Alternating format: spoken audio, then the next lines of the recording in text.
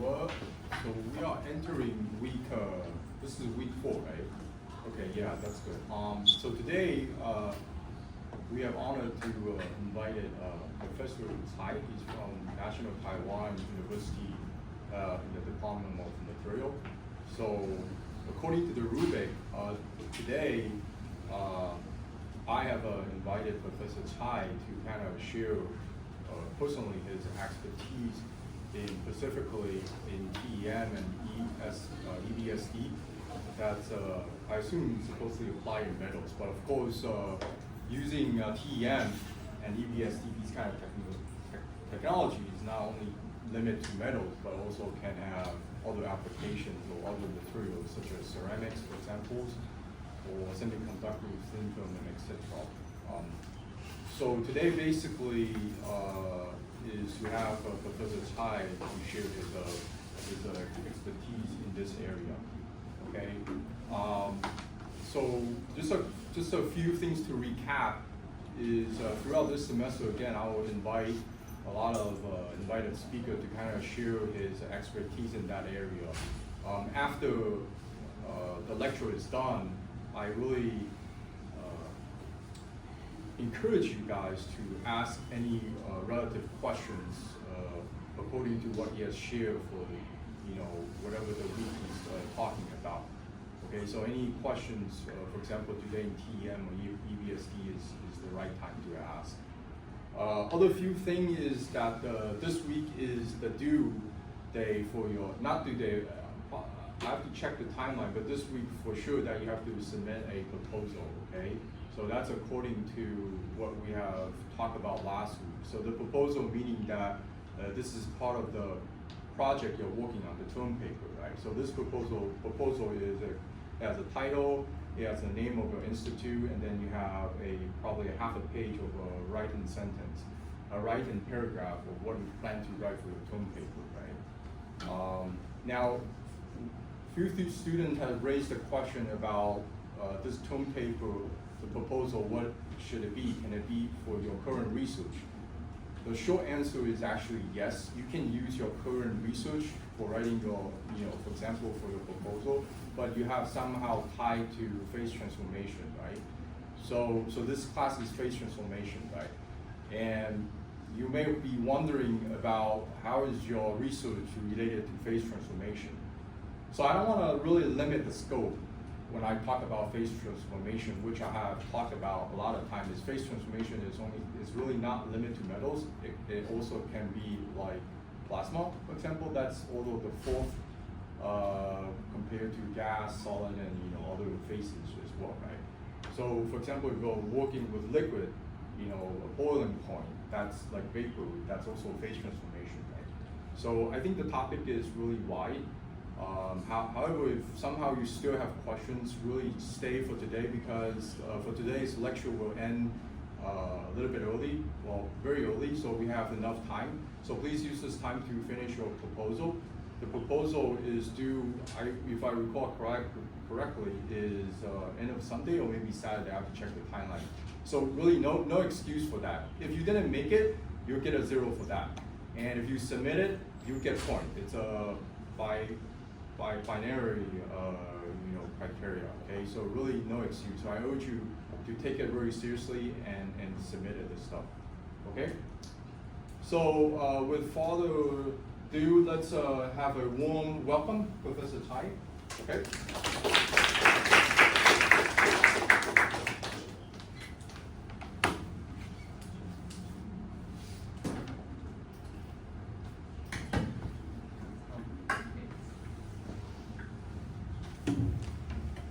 Hello everybody. Thanks for the introduction from Professor Cai as well. So, my name is Cai, and it's my pleasure here to give you a talk entitled Additive Manufacture Sustainable 8000 Series Aluminum Alloys. And how does it relate to phase transformation? You will see later. Before diving into the topics that I want to cover, I first give a very brief self-introduction to myself. I'm assistant professor in NTU MSc, Department of, it is not controlling itself. Okay. Before my job, starting from 2022 August, I was in Düsseldorf, Germany, as a postdoc researcher for almost 4 years. Before that, I graduated from the same department, same university. So basically, I stayed in NTU for more than 10 years. And the fun fact is that our restaurants are really not as good as yours. So myself, I very often visit restaurant here in NTUSD. Not only the quality, but also the restaurant here, out of some reason, are cheaper a little bit than those in NTU by about 5 to 10 NT dollars. This is something I found interesting. And as a material science researcher, I study materials processing, and my focus of the lab is materials characterization. For example, TEM, ECCI, 3D, or typical normal EBSD, XRD, etc., etc. And I also do mechanical testing from nano to macro, if you want. So we do quite a lot of room temperature to high temperature tensile testing. And these are my current group members. I have 2 PhD students, and rest are my master students, my bachelor interns, and also high school interns. And in my lab, I collaborated quite a lot with some companies. For example, Huaxin Lihua, steel manufacturer, and China Steel Corporation. I think I don't spend time now talking about what are the details of the corporations. Also, I collaborated with a lot of interdepartmental or intra-departmental groups. For example, we looked at some electrolytic iron. We looked at some archaeological samples by means of SEN, EPSD. And we also manufactured some using some additive manufacturing techniques. Some stainless steel, some aluminum alloys, high entropy alloys, with partners in Singapore, in Germany, and also across the globe. And also I'm doing now some machine learning on EBSP. EBSP stands for electron backscatter diffraction patterns. Now this is itself also a very interesting topic. And the topic I will cover today is something branching from this one, additive manufacturing. And I presume that because you are a student from mechanical engineering, so I presume that you all know what additive manufacturing means. Okay, let's begin.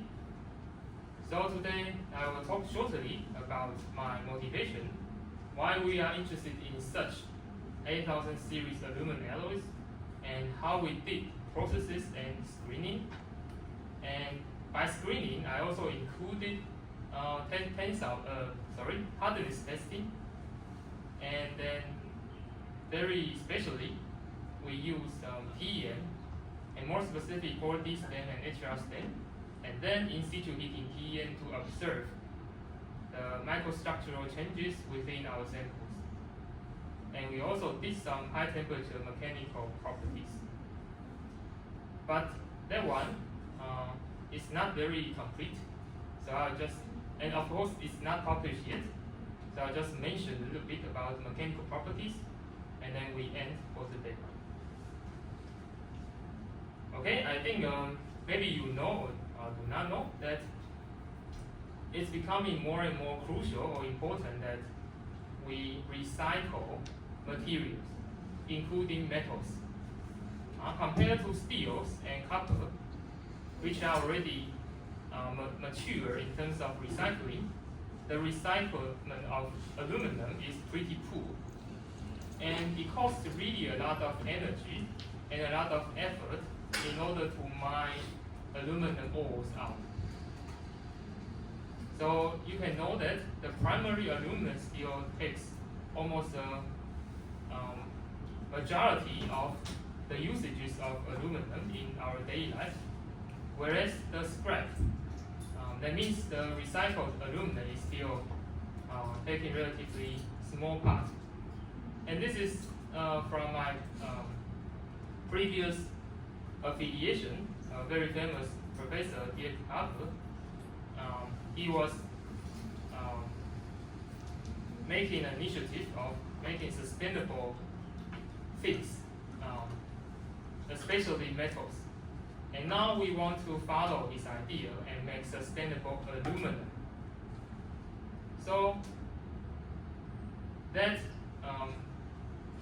invited us to think about 8000 series aluminum, for the reason that 8000 series aluminum included the very famous iron as a detrimental element.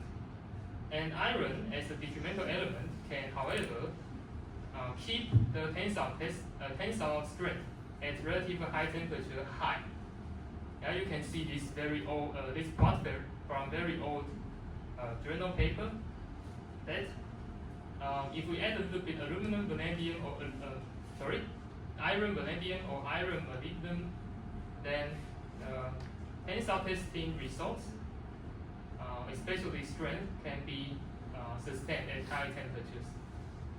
And this is because this 8000 series aluminum has iron aluminum related intermetallics that form to impede the movement of dislocations at high temperatures, which can contribute to its high strength. But seeing this binary phase diagram, we also learned that there are a lot of intermetallics. Now, for example, iron, aluminum, iron, aluminum 2, iron, aluminum 3, etc., etc. So, in other words, iron is typically or conventionally seen as a detrimental element because very easily it can produce very brittle and hard intermetallics that can harm our mechanical properties. So we scratched our head and thinking, how do we really recycle aluminum successfully at the presence of iron? So there was a solution provided by us, that is by the so-called additive manufacturing. So first of all, our idea is that initially, after we recycle aluminum, we make it liquid, and then make the liquid into the so-called pre-alloyed powders. So this is something about powder metallurgy. So we use powder and play around with powders. So this particular semester in NTU MSc, I opened a course called powder metallurgy. If you are interested in powder metallurgy, you can join my course. And in that course, I will tell you how to make powders. And gas atomization is one very typical and commonly seen method to make powders. I will not give you more details than that, but then we can make a lot of powders consisting of recycled aluminum, iron, and some traditionally called detrimental elements. And we use 3D printing machine to print whatever we want. That's basically our idea. And because from the literature, we know that this 3D printing, or academically called additive manufacturing, has a very, very high cooling rate.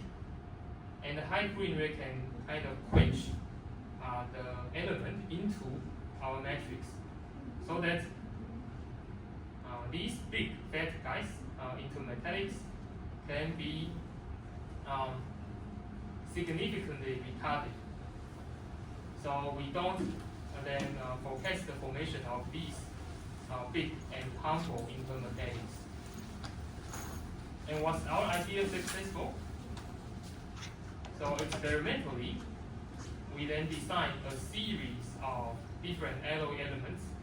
So the basic idea is, of course, aluminum plus iron. And we added, in addition, some molybdenum, vanadium, silicon, these three elements, in order to form another intermetallics. The intermetallics was proposed to be more beneficial to our mechanical property. That one is called Al12 FeNO3 silicon. It's a very complicated formula. And these two titanium zirconium is to just for testing the morphological changes of our microstructure. Okay, so we use 3D printer to print out these 6 alloys just for screening. So you can see still some porosity existing, and we presume that this porosity comes from the so-called gas porosity, gas trap porosity. And you can also see the male pool delineated by these white dashed lines. Later you will see that these white lines are because of the pre-existing nanoprecipitates. Okay, and interestingly, the influence of titanium and zirconium can be seen from this EPSD figure. So if we don't add any titanium zirconium, seen as grain refinement, then we get really, really huge grains. These grains, by our assessment, can be now maybe larger than 200 micrometers by length along the build direction. But when we add just a little bit of titanium, we can significantly decrease the grain size. And zirconium is another means of decreasing grain size, but the influence of titanium and zirconium seems to be different.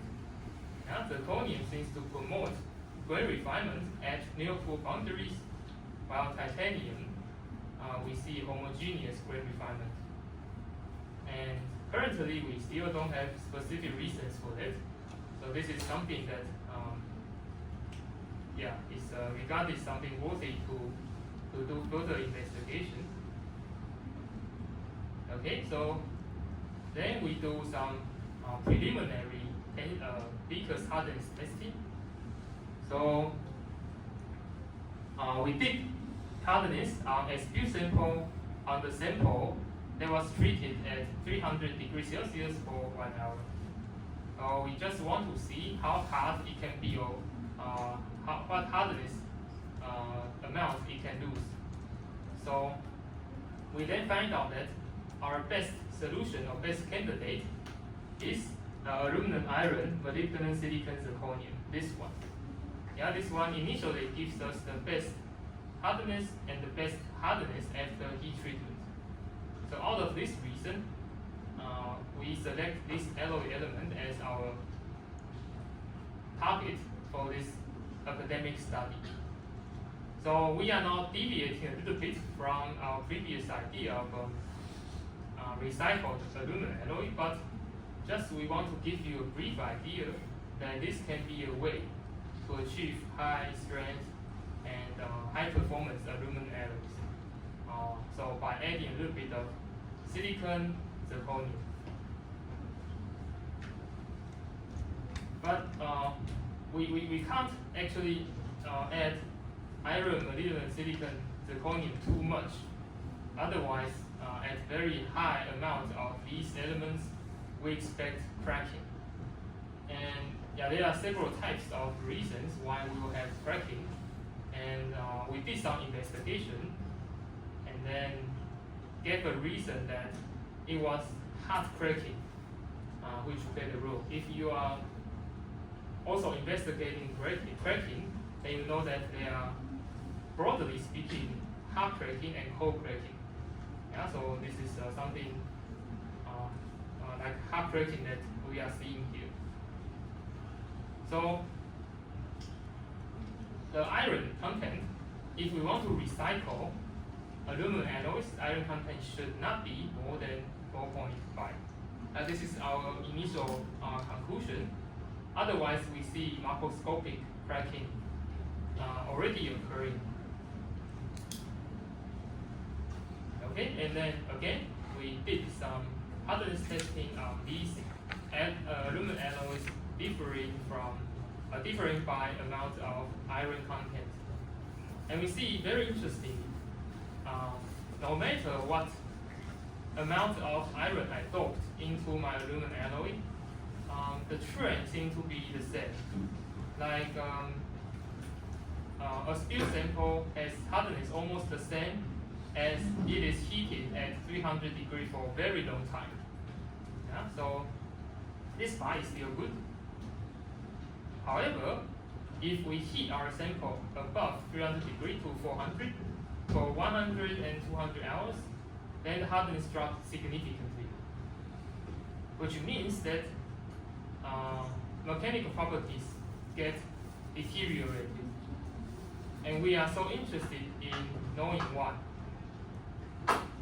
And conventionally, if we want to know why, we will then put the sample into some vacuum tube and put the tube into furnace and then do heat treatment and then hardness testing again and check its morphological changes. But we want to do something more fancy. Now, by fancy, I mean something that we can directly see and tell things out. By that means we thought about using TEM, especially in situ heating TEM.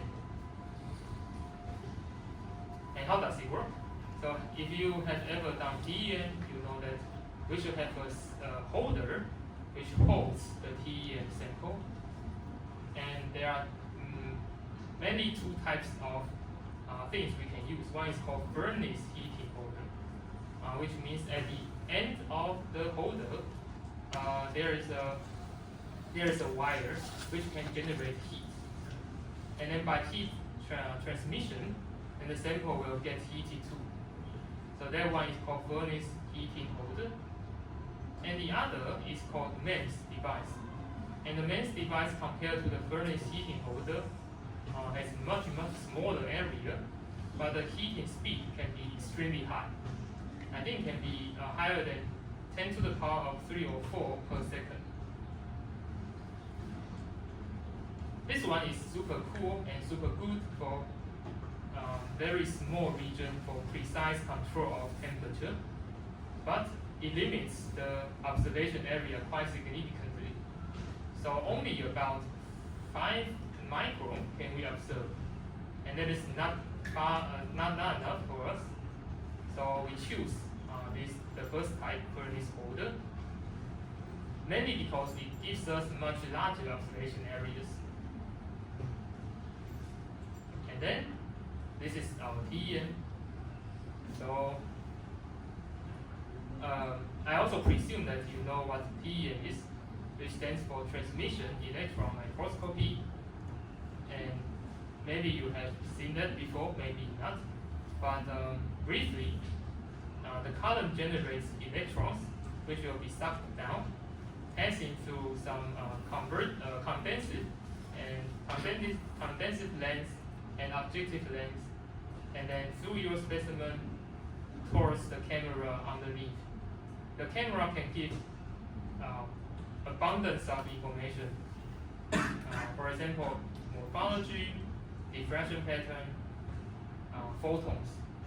Photons mean EDS. And even if you can put some EOS detector here to collect the loss of energy of electrons.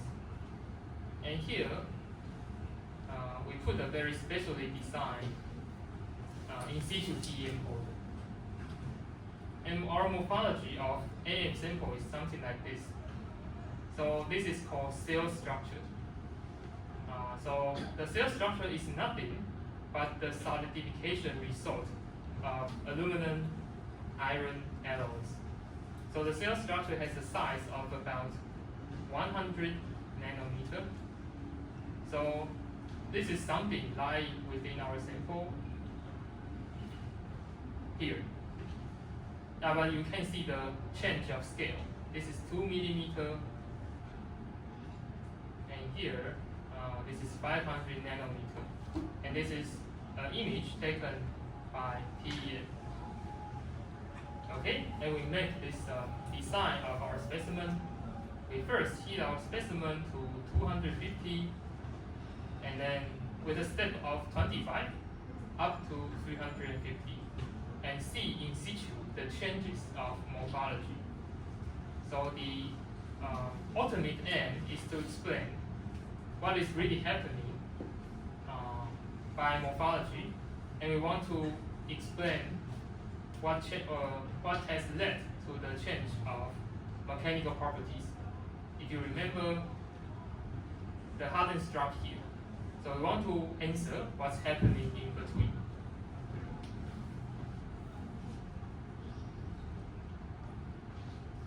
Okay, so first thing first, what is inside this cell structure?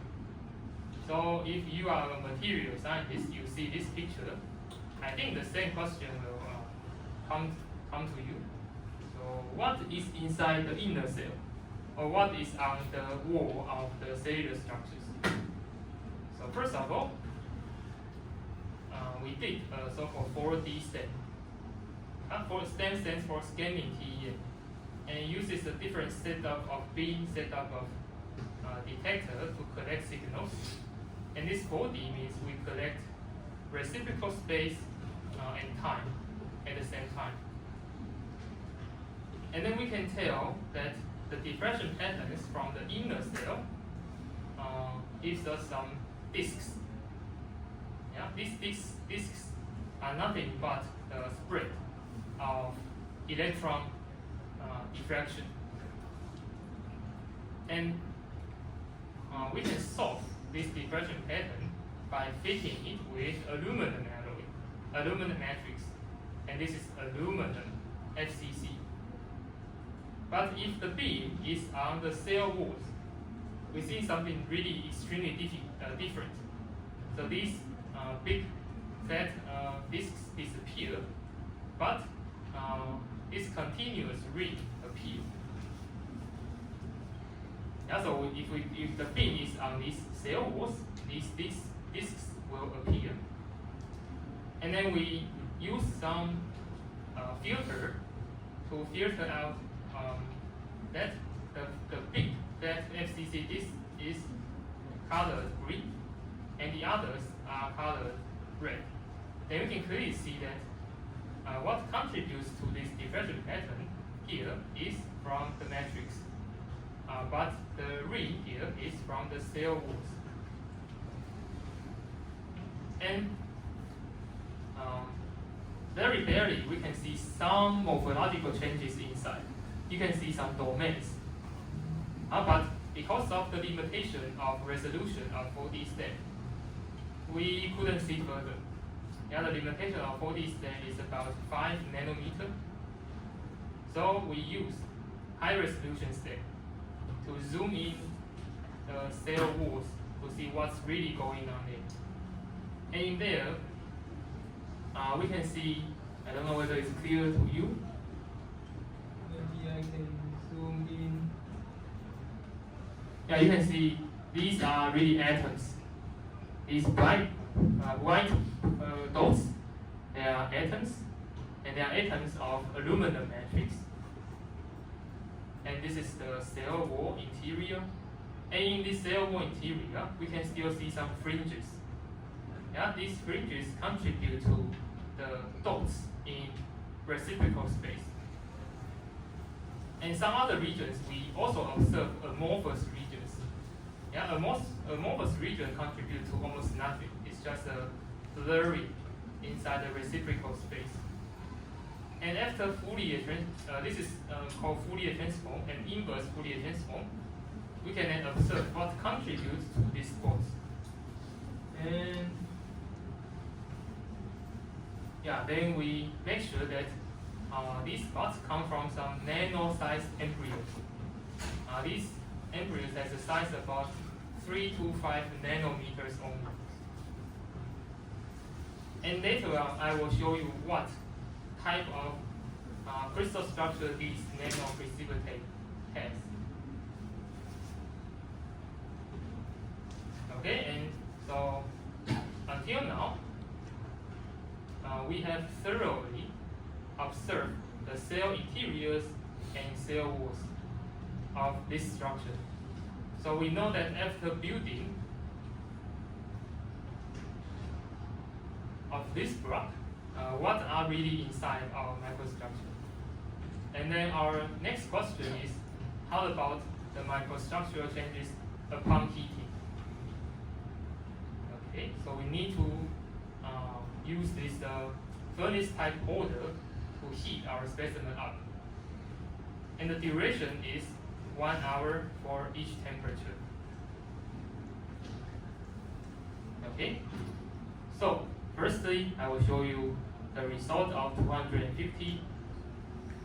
So you see, there is almost no change of microstructures at that temperature. See again. So walls stay walls, and interior is not larger nor smaller.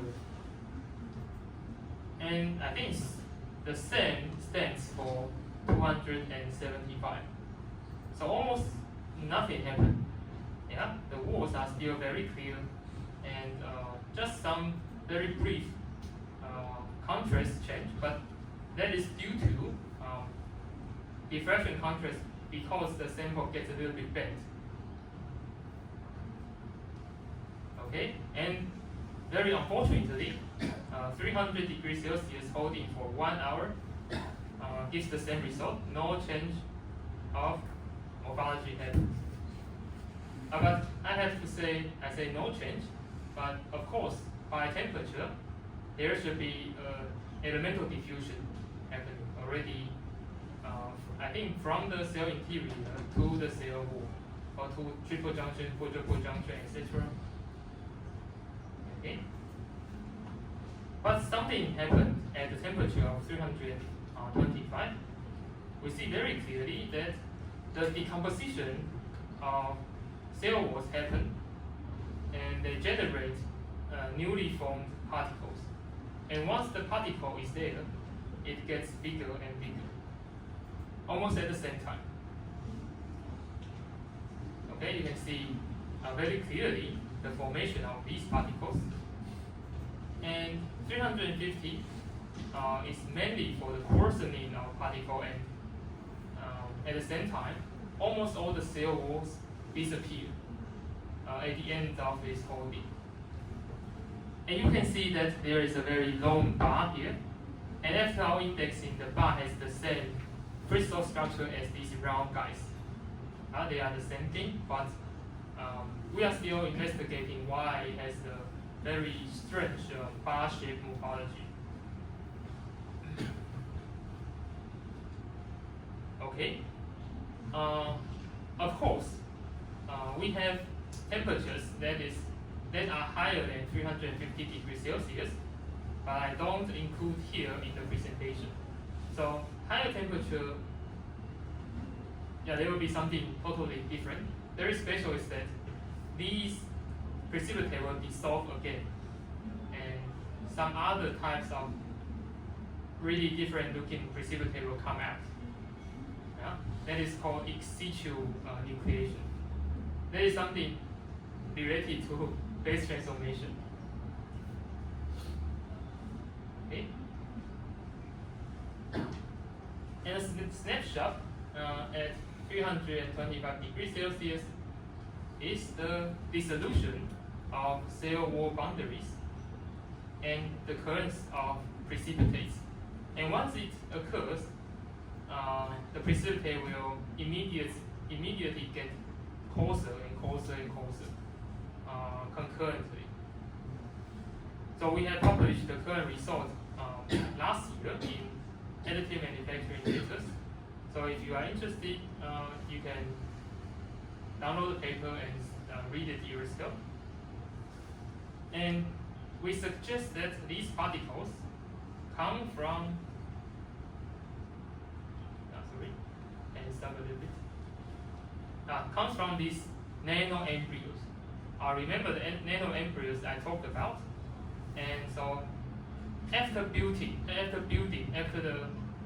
is complete, already the nano-sized embryos exist. And when we heat up our sample, these embryos get coarser and coarser at the expense of others. So this will get larger and larger, and this cell wall will decompose. They will disappear at the end of the time. And the snapshot at 350 shows us that there is a disappearance of cell structures and the coarsening of particles as well. So at the end of this 1 hour holding at 350, almost all cells got disappeared. And one beneficial part or one powerful aspect of in situ heating TEM is that we can calculate the coarsening rate. We can watch the video and calculate, okay, at that temperature, how fast or how small the radius or the diameter increases. So we can put all the our data plus all the data from literature in this table and the figure. But one thing that I should mention is that a lot of literature did studies bulky samples, not the meta samples.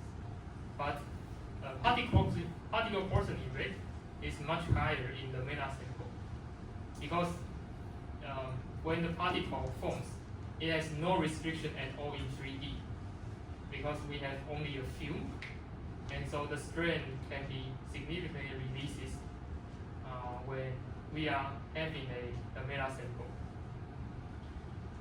And I don't go to detail, but in principle, we use LSW theory and calculate the K using this equation out.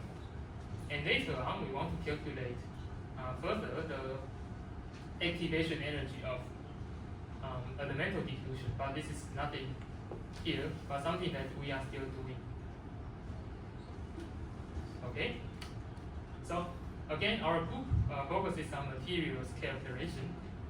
So we are interested in what types of these particles are, and what are these. So then we do electron diffraction again, like here, and we solve the pattern. And at the same time we solve the pattern, we needed to also look at the EDS signals. EDS signals provide us with some chemical composition information. So we know that the particles are enriched in iron, silicon, not really molybdenum and zirconium. And we then use database to solve this diffraction pattern, and finally found out that it's Al12Fe3 silicon precipitation.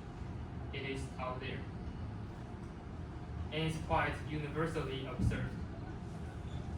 Yeah, here are all Al12Fe3 silicon particles, and these particles are so-called metastable phases. They are not stable, which means that if you look at phase diagram, the particle type is not there.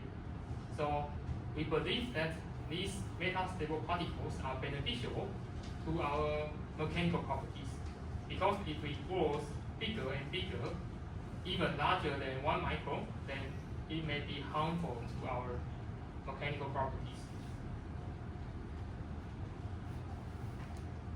Okay, so we also did some preliminary mechanical tensile testing at high temperatures.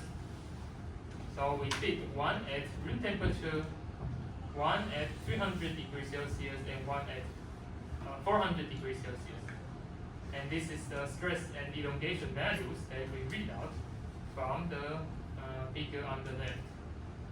And we see that the best combination of mechanical properties is 300 degrees Celsius. The conclusion from here is the same like hardness testing, But using tensor testing, we know the elongation. Yeah? The elongation can be seen from this tensor testing, but not hardness testing. And the reason that at 400 degrees Celsius we lose strength, at the same time we lose elongation, is probably because of very huge precipitates other than Al12 Fe3 silicon. But I don't show here in this presentation. And again, we put our data with a lot of others, and it's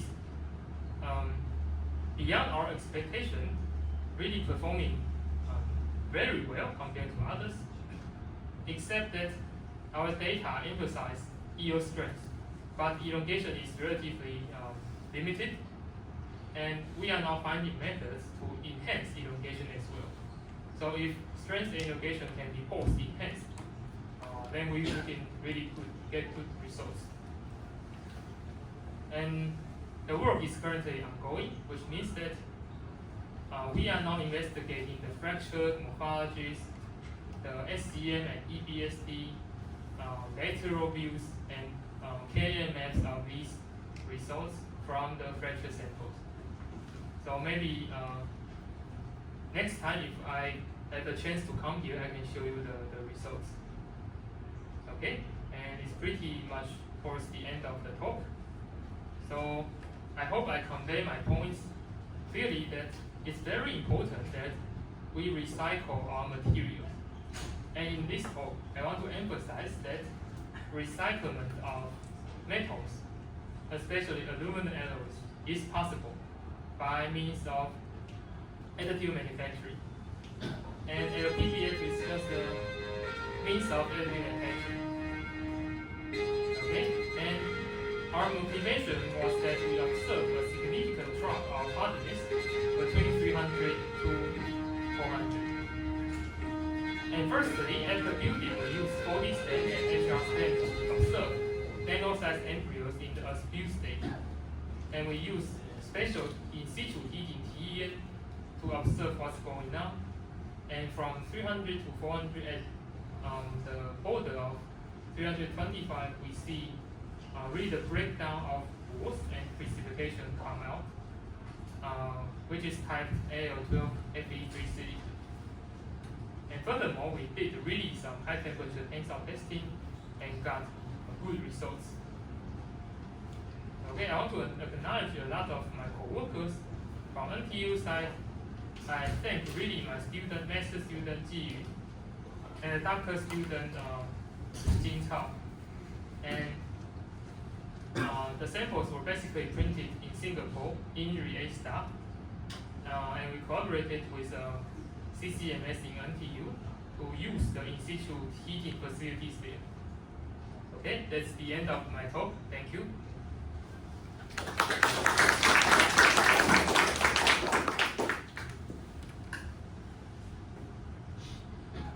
Do we have any questions from the audience? Doing metals, 做金属的，还是大家都跟我一样做陶瓷？没有，没有。可以，中文。刚刚那个部分第一项是怎么知道化学？我用中文回答。就是那个化学是用 EDS、TEM、EDS。你说这个吗？这些是就是那你了解 TEM 和 STEM？ 那就是当电子跟材料交互作用的时候，它会把内层电子打掉，外层填进来，那中间会有一个能带差，那个差会以光子的形式跑出来，那我们就是去收那个光子，这个叫做 EDS，Energy Dispersive Spectroscopy，或是 Energy Dispersive X-ray Spectroscopy。然后它是像是指纹一样，就是它是 fingerprint， 就是你某一种的 element， 它就会对应到某一个 peak， 或是某一个 family 的 peak。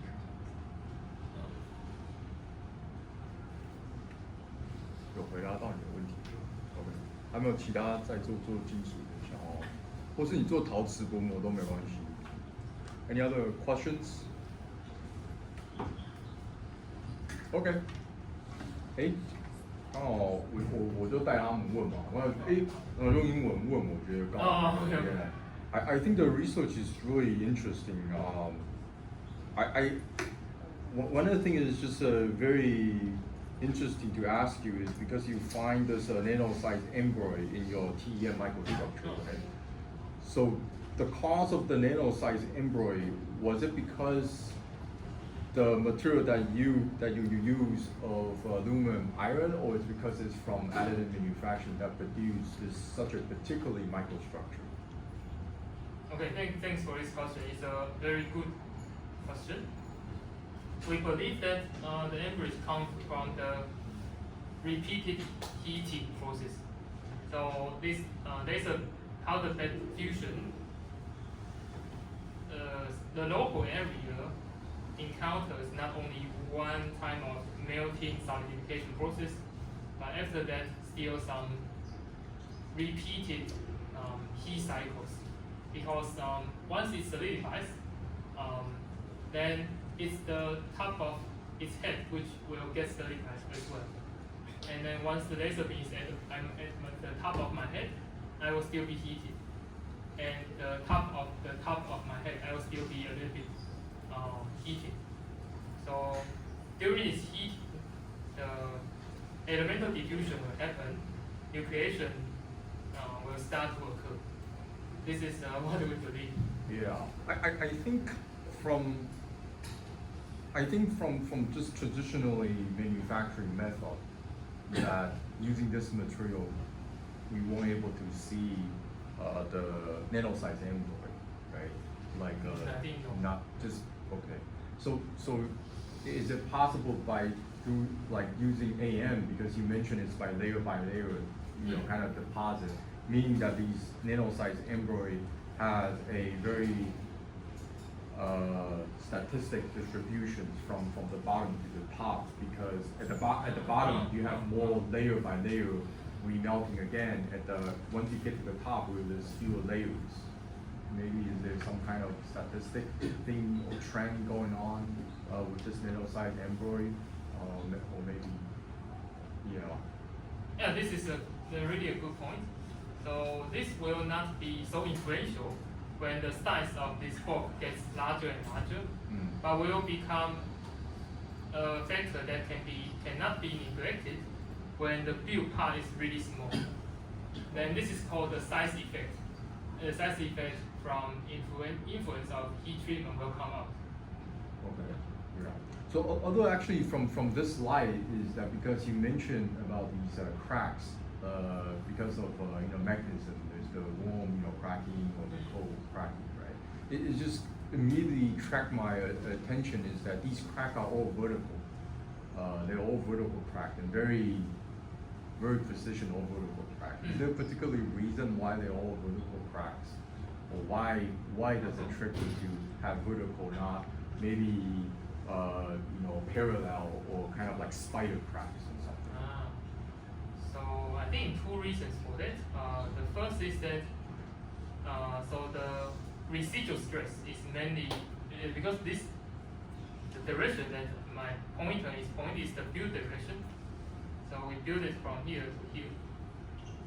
So the residual stress is also along our build direction, and the residual stress is not compression but tension.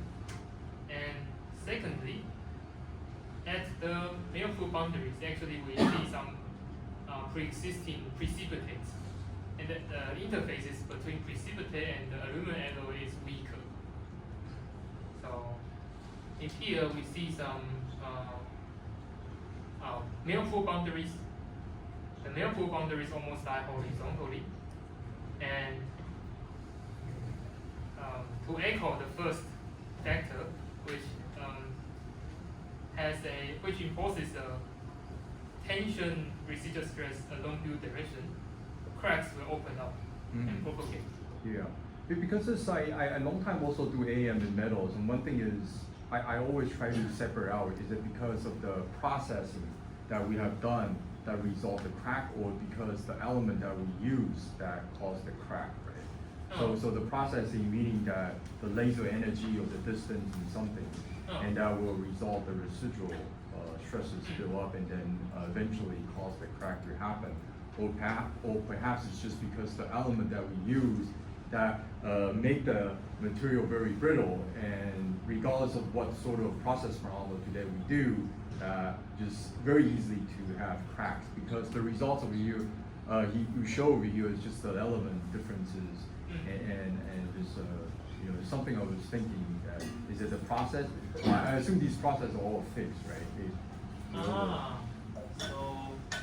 So the process parameters are typically seen in something like 200 watts and H spacing of 50 or 100 micrometer. So we didn't put a lot of efforts in designing different laser scanning strategies. Yeah, no, that's okay. It's very, very interesting. And I thought we maybe have a later more discussion on this. Is that because I also saw on he did some hardness on your different specimens, right? And then I noticed some hardness tests on particularly some specimens. The standard deviation is very large. That one on slide. This one. Yeah, on the bottom that is particularly large. So I think it's very interesting, that attract me is for aluminum iron,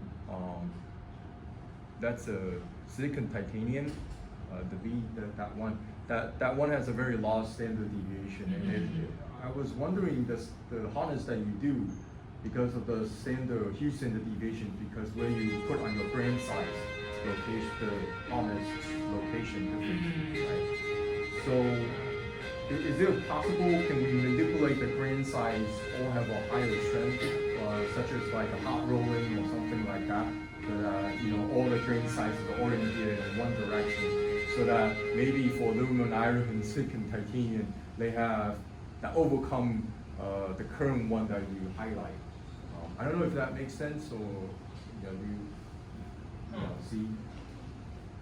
Yeah, because the harness you're taking on different locations, and depending on what the current location of the grain size. Also precipitation. Yeah, precipitation, right? So I was wondering maybe we can take the specimen and do some hot rolling. Okay. And hot rolling, so the textures were orientated in one direction, so that maybe the outcome for aluminum, iron, silicon type, and silicon titanium has a higher, harness, maybe, I think maybe this is something we can later have more discussion. Sure. Anyway, do you guys have any questions? 不要一直我疯狂问蔡老师问题，对吧？你们有没有做金属的？没有吗？还是做 TEM 的？还是你们现在都不做 TEM 了？我记得好像我们材料物组的很多人有要修吗？你是周老师的吗？你们现在有在做 TEM 吗？没有，就 SEM 而已就够了。OK， 好。我们这边还没有其他，还是蔡炳斌老师有修吗？有没有蔡炳斌老师的？你们有要做 T， 好像 T 比较少，没有做 T， 就电化学吧，比较多一点。OK， 还有我们这边有郭玉林老师的吗？没有，还是邱群老师？有没有？有，你们两个。好像你的粉末比较多。OK， 了解。好。Okay. Do you guys have any questions? No? Okay, if not, let's again thanks to Professor Tsai for his wonderful presentation. Yeah, so we're ending the class very early for today. Only the reason was I'm saving this time for you to get the proposal submitted by at least end of this week. Perhaps you can do it right now. You still have 2 hours of classes, so that I'm still gonna review your proposal actually tonight evening. So maybe you can do it right now, since you have 2 hours before the class ended. But otherwise, the classes end for today. You guys are more than happy to leave. But if you have questions, please stay, or else I'll see you next week. All right? Take care. All right? Bye-bye. 好，那我们就课程就今天就这样就结束了哦。哎，